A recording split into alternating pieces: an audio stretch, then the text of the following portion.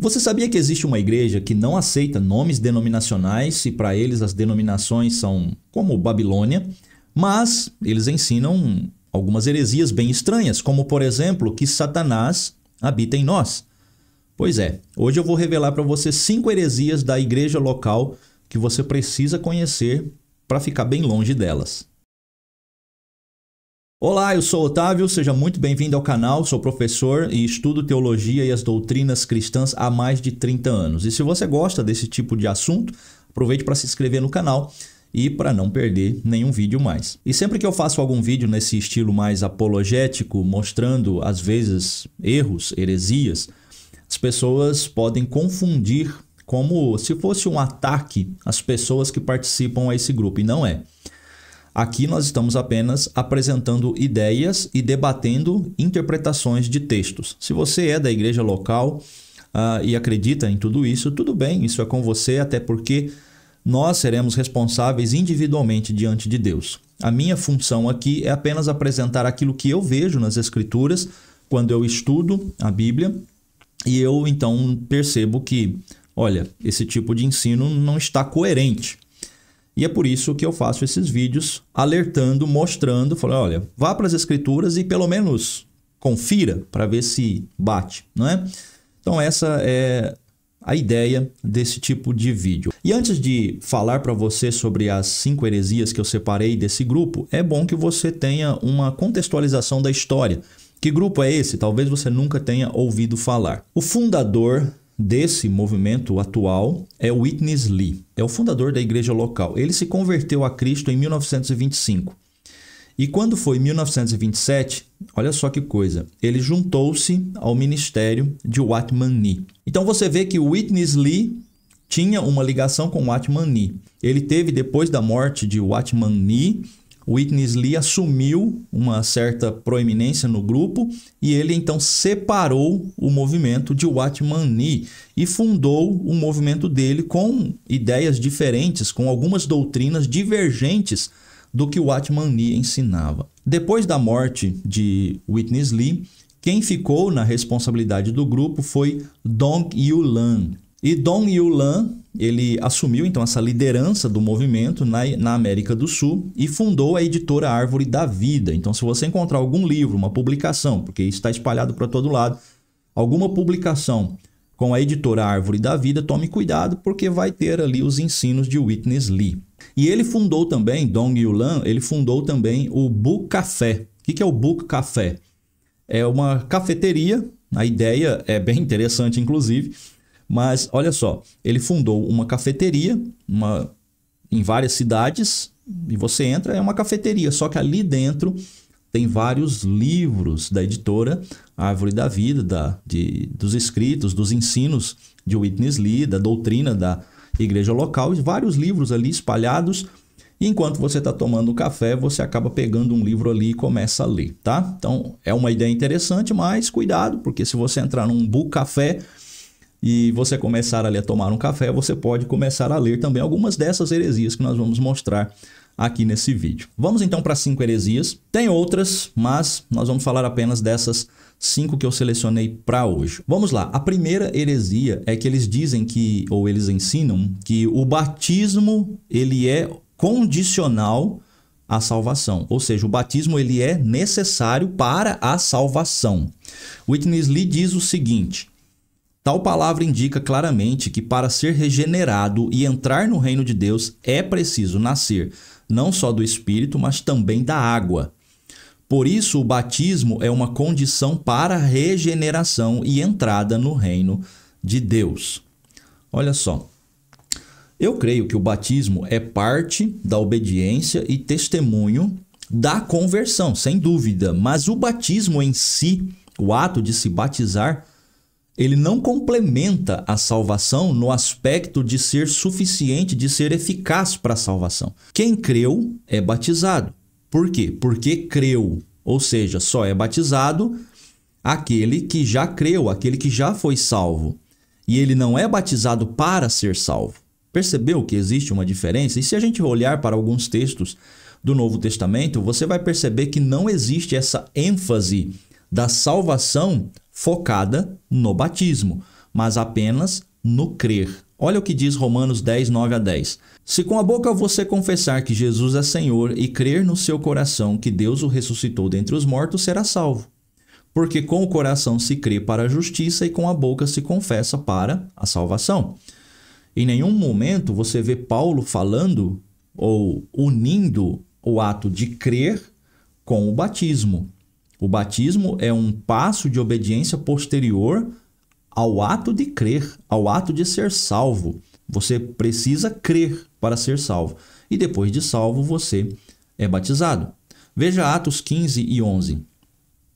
De modo nenhum, cremos que somos salvos pela graça do nosso Senhor Jesus, assim como eles também. E depois você pode ler o contexto desse verso, você vai ver que ele está falando a respeito ali dos gentios, né? Dos gentios que estavam ouvindo o evangelho e que também estavam crendo. E não há nenhuma relação ao ato de crer e ser salvo com o batismo. Simplesmente pela fé na crença no Senhor Jesus é que a pessoa é salva. Atos 16 e 30. Então levou-os para fora e perguntou: Senhores, que devo fazer para ser salvo? E esse texto aqui ele é suficiente para explicar isso. Olha só, o carcereiro está perguntando para Paulo: o que eu devo fazer para ser salvo? O que foi que eles responderam? Será que eles disseram: seja batizado? Não, ele disse: creia no Senhor Jesus e serão salvos, você e os da sua casa. E depois que eles creram, então sim, eles foram batizados. Mas você percebe que inicialmente o ato de ser salvo está relacionado apenas ao fato de crer. Portanto, o batismo ele é um passo de obediência posterior à salvação. Efésios 2, 8 e 9. Pois pela graça vocês são salvos por meio da fé, e isto não vem de vocês, é dom de Deus, não por obras, para que ninguém se glorie. Mais uma vez, você não vê nenhuma relação aqui com o batismo, mas sim com o fato de crer, e que a salvação ela vem pela fé. João 5,24 diz: Em verdade lhes digo que quem ouve a minha palavra e crê naquele que me enviou tem a vida eterna e não será condenado, mas já passou da morte para a vida. Eu creio que dá para você perceber que todos os textos que falam a respeito da salvação estão atrelados unicamente ao fato de crer. Obviamente que alguns que vão defender, ou talvez os próprios membros da igreja local, foram instruídos a usar o texto que está ali em Atos, quando Pedro fala: e arrependei-vos e sejam batizados para que sejam cancelados os vossos pecados. Mas obviamente que esse texto ele está dentro de um contexto onde fala de pessoas que creram em Jesus. Ele está pregando o evangelho e é natural que ao crer deve ser batizado. Isso é sem dúvida. Portanto, o batismo ele faz parte da experiência da conversão, mas o batismo em si não é um ato salvífico, ou seja, o batismo ele não acrescenta, ele não ajuda na salvação. Primeiro a pessoa é salva e ela então em seguida é batizada. O batismo é um passo de obediência de quem já creu, isso é muito simples. Por isso que Pedro fala: arrependam-se e sejam batizados. Para quê? Para que sejam cancelados os vossos pecados. Porque foram batizados? Não, porque se arrependeram. E depois eles, em obediência, se batizaram. Então, em uma consequência, o batismo está na sequência do arrependimento. Se arrependeu, seus pecados foram cancelados. Então, você também foi batizado. É muito simples de entender esse texto, ok? Quando a gente olha ainda o exemplo do ladrão na cruz, que creu em Jesus, ele não foi batizado, não é? Mas foi salvo. Esse texto ele é também bem interessante. Quando a gente vai para Marcos 16 e 16, ali diz assim: quem crer e for batizado será salvo, mas quem não crer será condenado. Mais uma vez você vê aqui que o batismo é colocado como uma sequência do crer. Porém, o que condena não é deixar de ser batizado. O que condena é deixar de crer. Percebeu que quem crer e for batizado será salvo, mas quem não crer será condenado. Por quê? Porque o ato de crer é que salva. E o batismo ele vem apenas na sequência daquela confissão de fé que já salvou aquele que vai ser batizado. Se você misturar tudo isso, Aí vira uma mistura mesmo e uma bagunça. Então, o batismo ele é importante, ele é necessário como parte do testemunho da fé, mas o batismo em si não salva.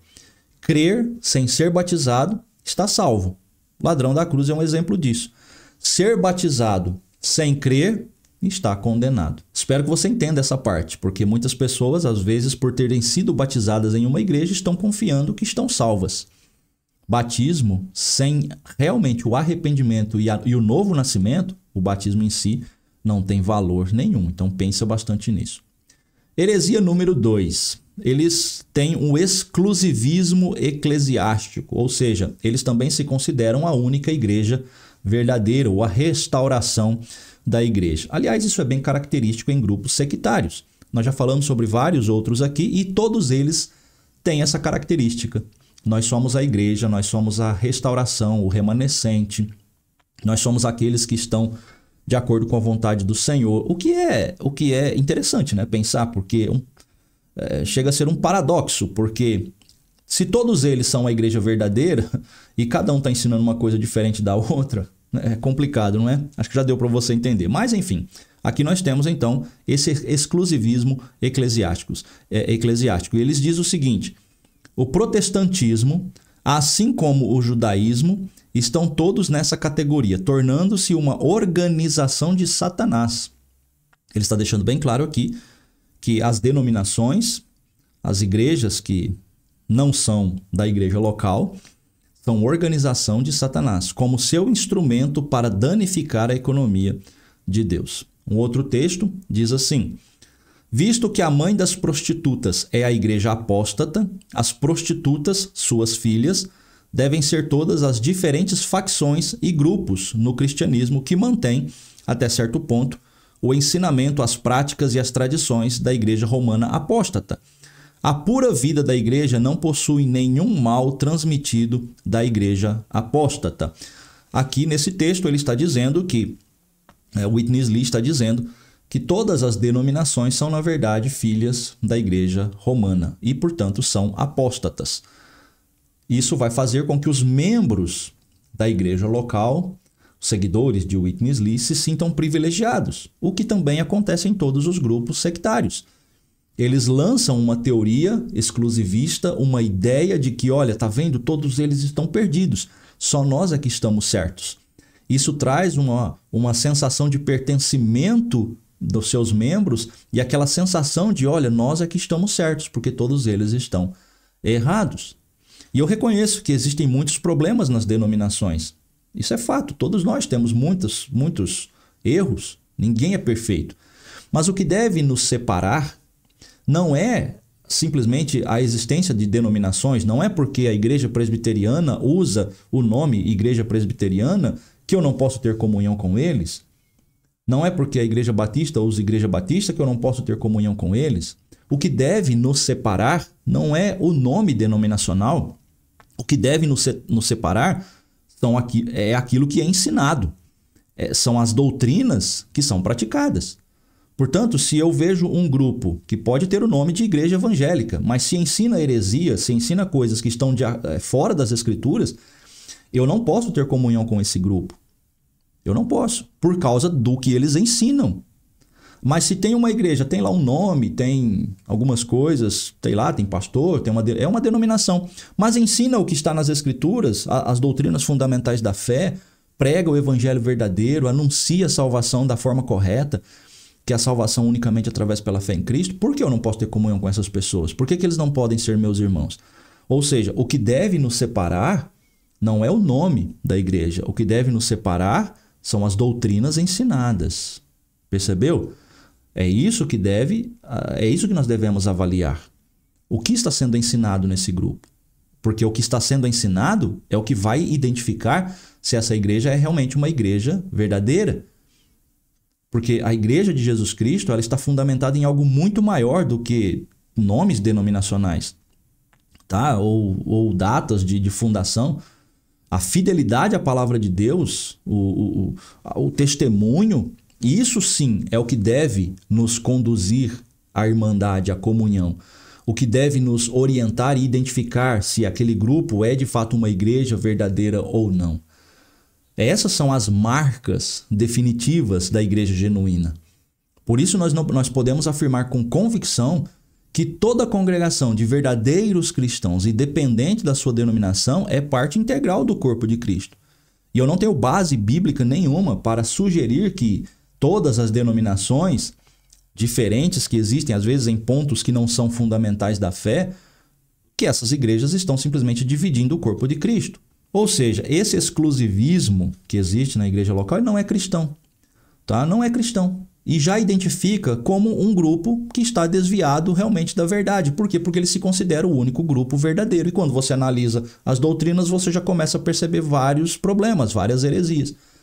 Seria muito bom se todos nós pudéssemos pensar igualmente, não é? Claro, se todos fôssemos unidos. Mas isso é impossível. Por quê? Porque na Bíblia há muitas passagens que não são claras o suficiente. E elas vão depender de interpretações.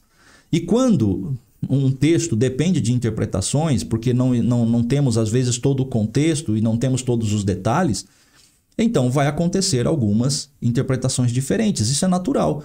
Agora, o que nós devemos sempre avaliar, e eu repito isso, o que devemos sempre avaliar são os pontos fundamentais da fé. O que essa igreja ensina a respeito da salvação? Como é o Jesus apresentado por essa igreja? São essas questões que devem nos unir. E não simplesmente falar, olha, eles são denominações, então são da Babilônia. E nós aqui, a igreja local, nós aqui é que somos os certos. Isso é exclusivismo eclesiástico e você deve fugir de qualquer grupo que faça isso. Agora, pensa o seguinte comigo. Olha que coisa. Witness Lee falou contra as denominações, falou contra esses que dividem a igreja, que divide o corpo de Cristo, chamou eles de Babilônia, de filhos da prostituta. Mas não foi ele mesmo que dividiu o grupo de Watchman Nee e fundou o grupo dele? Olha o que ele diz, toda denominação foi estabelecida por algum mestre. A história da igreja mostra que sempre que e onde quer que houvesse um grande mestre, lá houve uma divisão. Ora, não foi ele que dividiu o pequeno rebanho de Watchman Nee e começou o seu próprio grupo com interpretações diferentes? Enfim, olha só, não é? E outra coisa, eles também são contra as denominações, mas possuem CNPJ como todas as demais.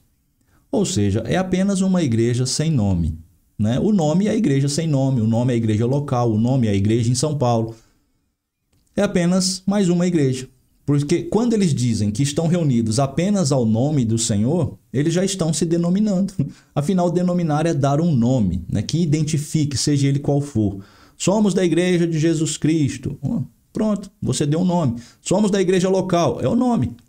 Somos da igreja reunida apenas ao nome do Senhor, é o nome. E você ter um CNPJ faz do grupo uma organização religiosa. Portanto, eu não sei para que esse exclusivismo.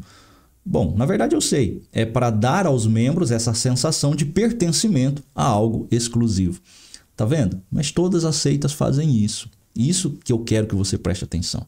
E olha, não há nada de mal em você ter a igreja ali, ter o CNPJ legalizado pelas leis do país. Mas já que eles, da igreja local, Witness Lee, já que eles alegam tanto não serem uma denominação e atacam todas as outras, algo fica estranho, não é mesmo? Pois é, pensa nisso aí. Terceira heresia. Olha só, isso aqui é sério. Jesus é uma amálgama com o ser humano. Olha, às vezes os membros desses grupos, e isso acontece em todas as seitas, eles não se aprofundam nas doutrinas da própria igreja. Eles apenas ouvem ali e não entendem, às vezes, muito bem o que falam, não pegam os textos, não pegam os livros dos seus fundadores, não vão ver realmente o que está por trás das doutrinas ensinadas. E às vezes a pessoa acha que está tudo muito bonito, né? Mas olha só, essa doutrina aqui ela é complicada. Por quê? Porque ela até pode parecer que está certa, mas está completamente errado. Olha, eles afirmam que na encarnação de Cristo ocorreu uma fusão, olha só, uma fusão entre a natureza divina e a natureza humana. E eles chamam isso de uma amálgama entre Deus e o homem. Bom, o problema é que se houve uma fusão, houve uma amálgama, surgiu uma nova natureza. Já não é mais nem natureza humana e nem natureza divina. Percebeu o problema? Olha o que Witness Lee diz. Através da sua encarnação, ele trouxe Deus para dentro do homem e amalgamou a existência divina de Deus com a humanidade. Em Cristo não há somente Deus, mas também homem. Ok, parece certo. Por quê? Porque realmente na doutrina da união hipostática nós entendemos que Jesus ele é tanto Deus quanto homem. Agora, o problema é que a forma como o Witness Lee ensina, ele diz que houve uma mistura das naturezas. E talvez você pense, Otávio, mas isso não é tanto um problema. É um problema, sabe por quê? Porque você vai ver na próxima heresia, onde ele vai dizer que Satanás habita em nós. E isso é sério. E aí se houve essa amálgama, essa mistura, primeiro porque ela vai contra a doutrina da união hipostática, porque na união hipostática, pelos textos que nós entendemos nas Escrituras, Jesus ele é 100% Deus e 100% homem. Não houve uma mistura, não houve uma fusão de naturezas formando uma terceira natureza. Não, Jesus é tanto homem quanto Deus, unidos no ser humano. Se ele diz que houve essa fusão, primeiro surgiu essa terceira natureza, que não é nem humana e nem divina, ou seja, talvez 50% humana, 50% divina, o que é heresia, obviamente, mas na próxima heresia você vai entender que ele diz que Satanás habita em nós. E aí está o problema. Porque olha o que ele diz aqui, ó. Por intermédio da encarnação, Deus colocou o homem corruptível sobre si e levou tal homem à morte na cruz. Ok, parece bonito. Ao mesmo tempo, Satanás, dentro deste homem caído, foi também levado à morte. Olha só, ele está dizendo que quando Jesus se tornou homem, ele então entrou dentro de uma natureza que também estava Satanás. E quando ele morreu, então Satanás também morreu, porque ele morreu. O ser ali morreu, Satanás morreu porque Satanás estava habitando dentro desse corpo. Isso é uma loucura. A Bíblia ensina que a natureza divina de Cristo permaneceu distinta da humana.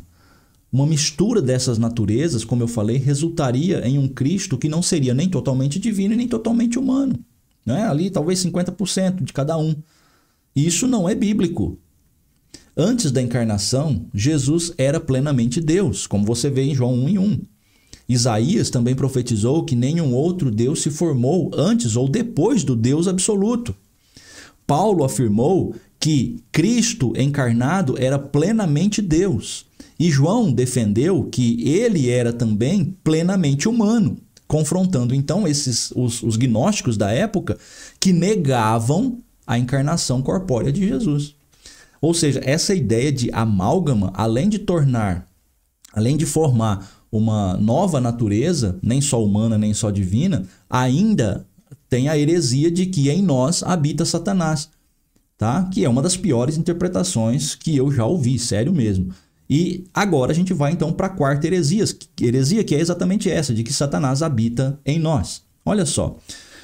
No livro A Economia de Deus, Witness Lee ele declara o seguinte: o próprio Satanás, como a natureza maligna e como a lei do pecado, habita em nós para corromper o nosso corpo.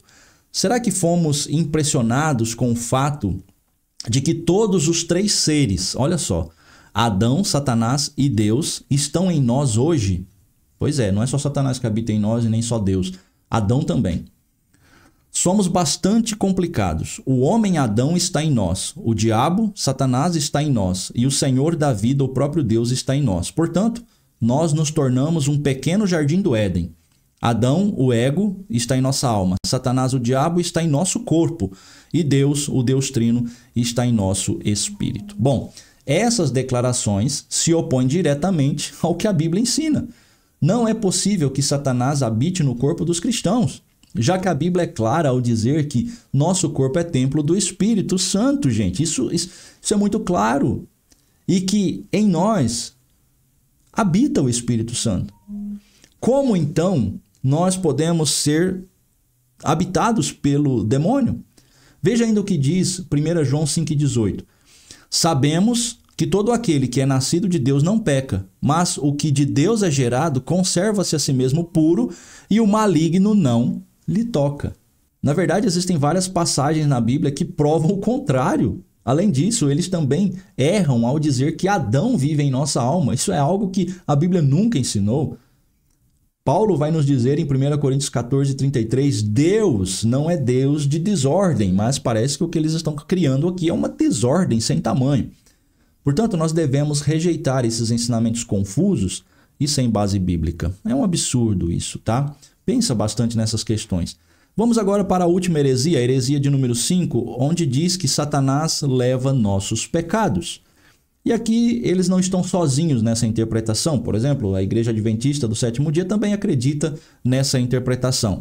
Mas vamos ver o que Witness Lee diz. Quando Deus fez com que o Senhor Jesus levasse os nossos pecados na cruz para sofrer o julgamento e a punição de Deus em nosso lugar, Ele também fez com que todos os nossos pecados fossem postos sobre Satanás, a fim de que ele arcasse com eles para sempre. Isto é revelado na tipologia da expiação registrada em Levítico 16. Muito bem. Eles usam então a passagem de Levítico 16, quando fala dos 2 bodes, e dizendo que o bode ali que é enviado para Azazel foi então quando Deus colocou os nossos pecados sobre Satanás, como culpado dos nossos pecados. Olha, perceba o seguinte, os 2 bodes citados em Levítico 16, eles não têm funções diferentes. Ambos eram apresentados para expiação. É só você ler o texto. Leia o verso 5, você vai ver ali que da congregação dos filhos de Israel tomará 2 bodes para a oferta pelo pecado. Ou seja, os 2 bodes faziam parte de uma única oferta pelo pecado. E aqui é que está o ponto que você não pode deixar passar. Um deles era morto em sacrifício, enquanto o outro, após receberem as confissões do pecado do povo, era mandado para o deserto. Uma demonstração ali clara do perdão divino aos que se arrependiam. Essa é a ilustração. Quando você vê o Salmo 103:12, o que é que diz ali? Como o Oriente está longe do Ocidente, assim ele afasta para longe de nós as nossas transgressões. É por isso que esse segundo bode, que está ligado intimamente com o primeiro, que está fazendo parte do mesmo sacrifício, ele era mandado embora, ilustrando exatamente essa questão de que o pecado do povo era se distanciado, Deus se esquecia dos seus pecados. A Bíblia não dá nenhuma base para afirmar que Satanás carregou nossos pecados. Isso é absurdo. Na verdade, Levítico 16 fala exclusivamente de Cristo. Tanto o bode sacrificado quanto o bode emissário são símbolos que apontam para Jesus. O bode enviado ao deserto claramente representa Jesus. Quando você lê o texto de Isaías, ali diz o seguinte: ele verá o fruto do penoso trabalho de sua alma e ficará satisfeito. O meu servo, o justo, com o seu conhecimento justificará a muitos, porque as iniquidades deles levará sobre si. Quem leva os nossos pecados sobre si é Jesus. Veja ainda o que diz Hebreus 13:12. Por isso foi que também Jesus, para santificar o povo pelo seu próprio sangue, sofreu fora da porta. Tudo isso indica que os 2 bodes representavam Jesus. Os pecados sendo levados para fora, Jesus sofrendo fora da porta, tudo isso representa o sacrifício completo de Cristo. O bode que era sacrificado, o seu sangue derramado, a morte de Cristo. E o bode que era enviado para o deserto, a eficácia e o que esse sacrifício de Cristo fazia com nossos pecados. Ou seja, Jesus levava sobre si os nossos pecados e levava embora. Não há mais condenação para os que estão em Cristo. Olha, considerar Satanás como um destes bodes santificados para o sacrifício é definitivamente... Gente, isso é uma distorção grave por parte de Witness Lee. Aliás, uma blasfêmia. Aliás, como eu já disse, não é só Witness Lee, mas a Igreja Adventista também tem essa interpretação. É de fato uma blasfêmia. É importante ressaltar que a Bíblia estabelece claramente que esses bodes deveriam ser apresentados sem defeitos. Olha só, os 2. Uma representação clara da santidade de Cristo. É só você ler os textos que falam a respeito da preparação dos animais e de como esses animais eram escolhidos. Era coisa santíssima ao Senhor. A oferta, os cordeiros deveriam ser sem defeito. Portanto, é blasfêmia, sim, dizer que um ser maligno, caracterizado na Bíblia como enganador, pai da mentira, destruidor, seja considerado um símbolo do sacrifício pelo pecado, seja parte de um sacrifício da remissão dos pecados. Tá? Então, realmente, isso é blasfêmia. E como eu disse, o Witness Lee ensina isso, a igreja local segue isso, e outras igrejas, como a Igreja Adventista também. E eu digo claramente, isto é de fato uma blasfêmia. Bom, essas 5 heresias eu creio que são suficientes para demonstrar que os ensinos de Witness Lee não têm fundamentação bíblica. Tá? Mas, ainda assim, milhares de pessoas seguem essas doutrinas acreditando que estão servindo a Deus. A minha oração é que o Espírito Santo abra o entendimento dessas pessoas para compreenderem realmente as Escrituras. Infelizmente, não são apenas os adeptos da igreja local, os seguidores de Witness Lee, mas tantas e tantas pessoas estão presas em outros grupos religiosos que também são heréticos. E já temos tantos vídeos aqui no canal e em outros canais, tantos irmãos sérios falando a respeito dos perigos, dos desvios de sair da simplicidade das Escrituras e de ter interpretações exclusivas, mas dia a dia milhares e milhares de pessoas continuam acreditando nessas mentiras. Bom, enfim, você já conhecia Witness Lee e essas heresias? Compartilhe suas experiências aqui nos comentários e para mais conteúdo sobre teologia, se você gosta desse assunto, se inscreva no canal, ative o sininho e se inscreva aí para que você não perca nenhum vídeo mais. Acesse também o nosso site ITM Online, que é o site do nosso Instituto Teológico, e conheça o nosso curso de teologia. E a gente se vê no próximo vídeo.